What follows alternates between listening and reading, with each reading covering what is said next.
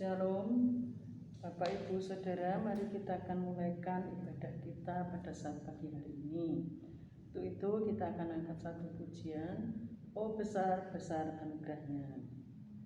Oh besar besar anugerahnya, Dia besar besar kuasanya, tak terhitung tak terhingga kasihnya.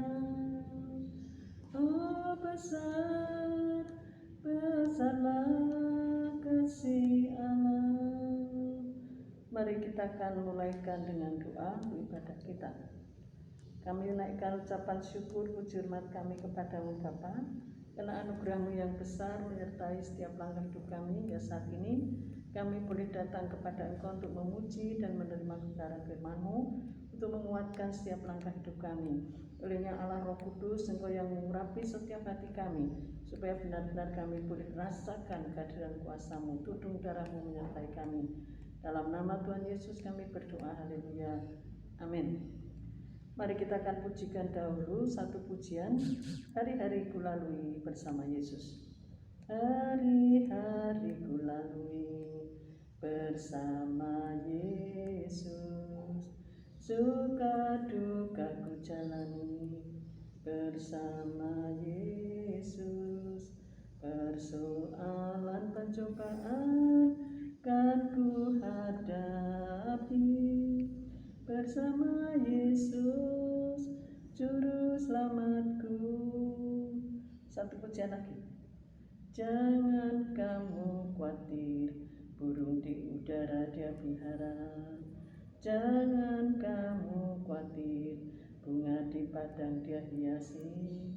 Jangan kamu khawatir, apa yang kau makan minum pakai. Jangan kamu khawatir, Bapa di surga memelihara. Mari kita siapkan hati untuk menerima kebenaran firman Allah. Mari Allah Roh Kudus urapi hati kami, yang hati kami boleh menerima segala kebenaran firman-Mu, yang boleh menjadi teladan, menjadi pelita dalam hidup kami. Ampuni kuduskan setiap kami, urapan-Mu yang kami harapkan. Dalam nama Tuhan Yesus kami berdoa, haleluya, amin. Puji Tuhan, Bapak Ibu Saudara, kita saat ini akan menerima kebenaran firman Allah. Kita mendengar segala berita-berita hari ini. Bagaimana, apakah kita masih yakin pemeliharaan Tuhan dengan adanya Omikron, dengan perang Rusia-Ukraina, bahkan minyak goreng yang langka dan mahal, belum lagi harga lain yang ikut naik, membuat takut, khawatir, bingung. Bahkan kemarin terjadi banjir yang melanda beberapa desa di Kabupaten Purworejo, juga Gunung Merapi yang bekerja.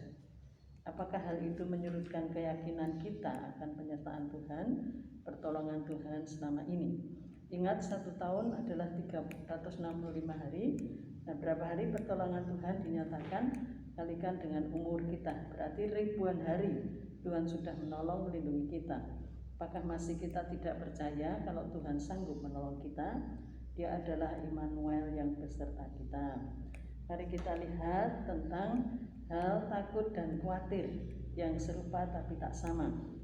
Khawatir itu berhubungan dengan emosi, perasaan. Tetapi kalau takut itu keadaan di sekitar atau di depan mata. Contoh, bencana alam belum terjadi sudah takut, itu namanya khawatir dan cemas, yang berhubungan dengan emosi kita. Tapi kalau takut itu karena bencana sudah terjadi di depan kita, lalu kita melihat. Matius 6 ayat 25 mengingatkan kita agar jangan khawatir apa yang akan kita makan dan apa yang kita pakai. Karena hidup lebih daripada makanan dan tubuh lebih daripada pakaian. Jadi percaya pemeliharaan Tuhan, karena ayat 26 Tuhan memelihara burung-burung, apalagi kita anak-anaknya.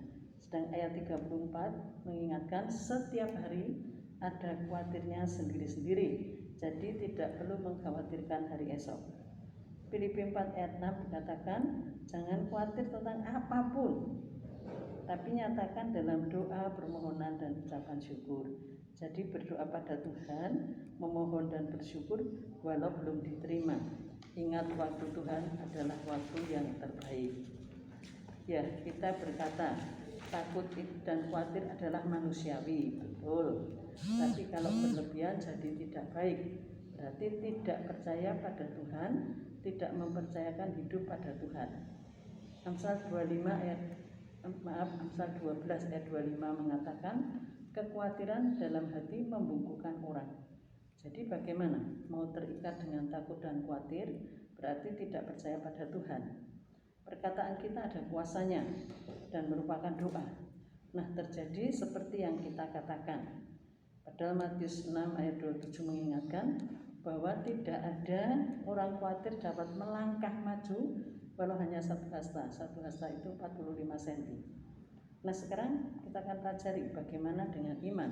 Karena judul kita saat siang hari ini adalah beriman dan khawatir. Nah, mari kita akan pelajari tentang iman.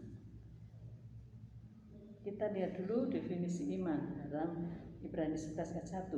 Iman adalah dasar dari segala sesuatu yang kita harapkan dan bukti dari segala sesuatu yang tidak kita lihat. Jadi yang namanya iman adalah percaya walaupun belum melihat apa yang diharapkan. Ibrani 11 ayat 6 mengatakan tanpa iman orang tidak berkenan kepada Allah. Karena yang datang pada Tuhan harus percaya bahwa Allah itu ada dan memberi upah bagi orang yang sungguh-sungguh mencari Dia. Jadi kalau berdoa kepada Tuhan jangan ragu-ragu, tapi teguh dalam iman. Karena Yakobus juga mengatakan orang yang bimbang itu seperti laut yang bergelora dan tidak akan mendapat apa-apa. Nah, Roma 1 ayat 17 mengingatkan orang benar akan hidup oleh iman.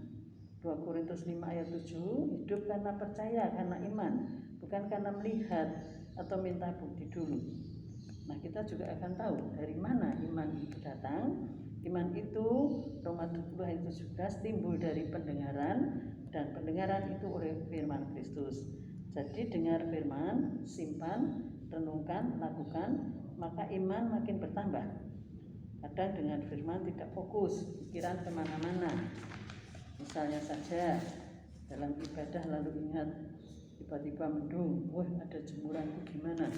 Lalu usai ibadah sudah janjian sama orang dan pikirannya sudah kacau. Bahkan baca WA dari si A, si B, si C dan lain-lain, maka mengacaukan konsentrasi. Jadi firman tidak didengar dengan baik, tidak tersimpan, tidak dilakukan, membuat iman tidak bertumbuh. Yakobus 5 ayat 15-17 mengatakan doa yang lahir dari iman menyembuhkan orang sakit. Yang sungguh-sungguh berdoa besar kuasanya, tapi harus bersih hatinya, harus saling mengaku dosa. Ini kuncinya. Elia adalah manusia biasa, berdoa supaya hujan jangan turun dan hujan tidak turun selama 3,5 tahun, dan berdoa lagi agar hujan turun, maka Tuhan turunkan hujan. Itu tertulis dalam Yakobus 5 ayat 18. Jadi bagaimana masih terikat bisikan iblis untuk selalu takut, khawatir dan bingung, atau punya iman yang gilik sepenuh hati kita seperti biji sesawi yang kecil, maka Tuhan bekerja menolong kita. Iman sebesar biji sesawi itu luar biasa. Dari benih yang kecil bisa jadi pohon melebihi sayuran lain karena ada kuasa Tuhan di dalamnya.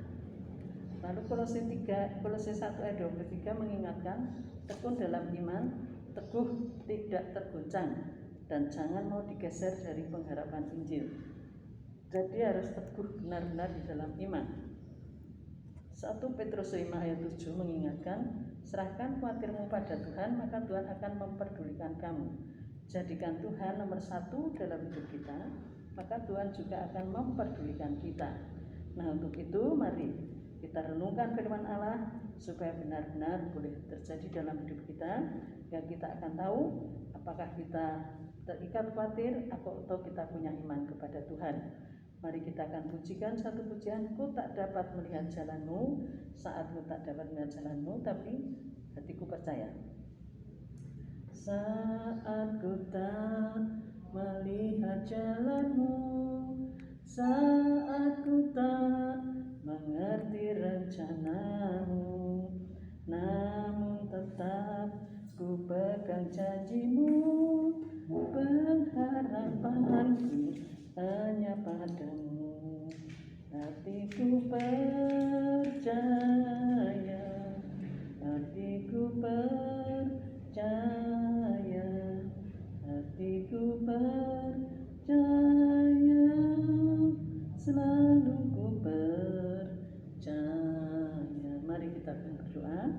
Allah Roh Kudus, tolong kami supaya di tengah segala keadaan yang terjadi, kami boleh mempercayakan hidup kami dalam tangan-Mu, menomorsatukan Engkau karena Engkau adalah Gembala yang baik. Biarlah hati kami tetap percaya, sekalipun kami belum melihat apa yang Engkau kerjakan. Terima kasih Bapa, dalam nama Tuhan Yesus kami berdoa. Mari tetap teguh dalam iman, jangan mau dipengaruhi iblis yang menyodorkan suara-suara dan pikiran kita dan orang lain. Tetap duduk diam di bawah kaki Tuhan, dengarkan suaranya, maka pengharapan selalu ada. Tetap setia, jaga iman, jaga imun, tetap prokes. Tuhan memberkati.